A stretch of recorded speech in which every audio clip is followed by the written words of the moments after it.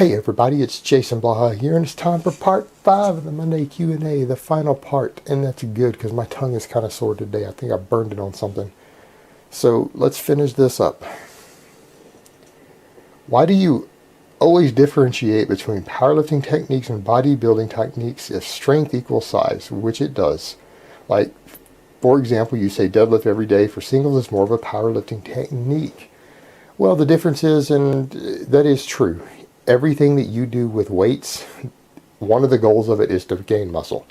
There is nothing that you do with weights that improves performance that doesn't induce hypertrophy.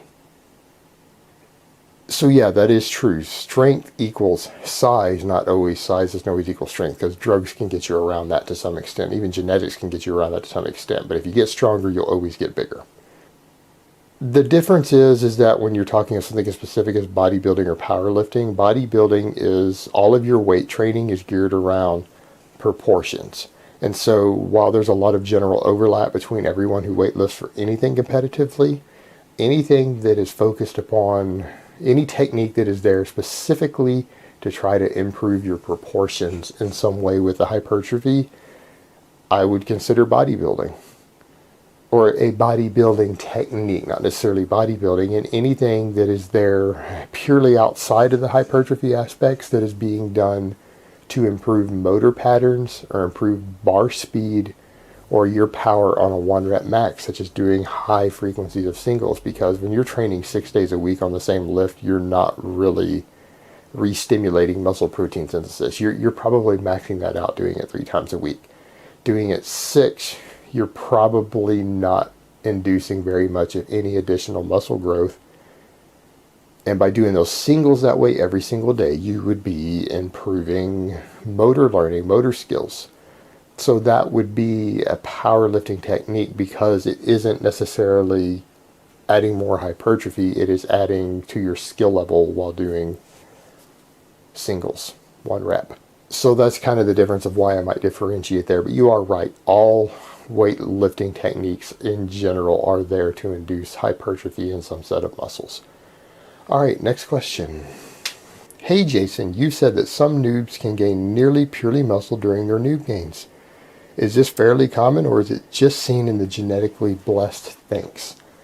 No, if your training and your diet is on point and you are untrained, you have noob gains left in the tank, then it is absolutely possible for virtually anyone, even with average genetics, to make purely lean gains. However, you've got to remember this is kind of a honeymoon period. It's going to be a very short-lived thing. It might be 3 months, it might be 6 months, you might squeeze it out 8 months, depending upon genetics at that point.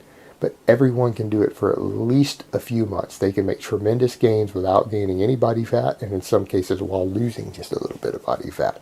But it's going to depend upon how effective their training is and how effective their nutrition is and how tight they're controlling calories at that point. All right, next question and last question of the week. Are joint health supplements legit, or are they useless like most other supplements? And if that is the case, any nutritional tips for healthy joints? Yeah, guys, I'm sorry, but the literature has generally been found when it's peer-reviewed or looked at meta-analysis that these joint improvement supplements don't work. If they work at all, they're working through placebo. So there doesn't seem to be real evidence that they are. And someone's going to say, well, I found a study. Well, but the thing is, if you find one study that shows it and 3 more that show that it doesn't, and the meta-analysis says it doesn't seem to work, that one study isn't really doing a whole lot. So just remember that. They don't help a lot. As far as joints go, nutrition and training are what you need to do. If you're on a proper training program, you're using good technique with correct loading parameters, correct deloads. Deloads are there in large part to help you build stronger connective tissue, which would include not just tendons but joints.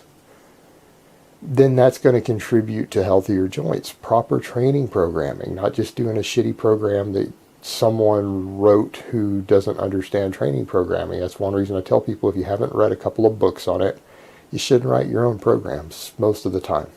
And then on top of that, things just like staying hydrated, making sure you're not deficient in omega-3 fats is going to be high on the list. I mean, getting enough omega-3 fats for a lot of people can actually seem to alleviate joint pain just due to potential anti-inflammation properties. And so, yeah, a good balanced diet that's high in omega-3 fats, it doesn't have to be through a supplement. It doesn't even have to be through fish. It can be through eating them in plant form, such as large amounts of leafy greens, flax seeds, and a host of other plant sources can also help. As long as you're getting a balanced amount in your diet, that's probably the best thing you can do nutritionally for that, making sure you're just not deficient in those omega-3 fats. All right, guys, that's really all I have to say on that today. I hope it has been informative, and I will talk to you guys next time. But let me give you guys a bicep shot before I go. Oh, Mount Bicepius.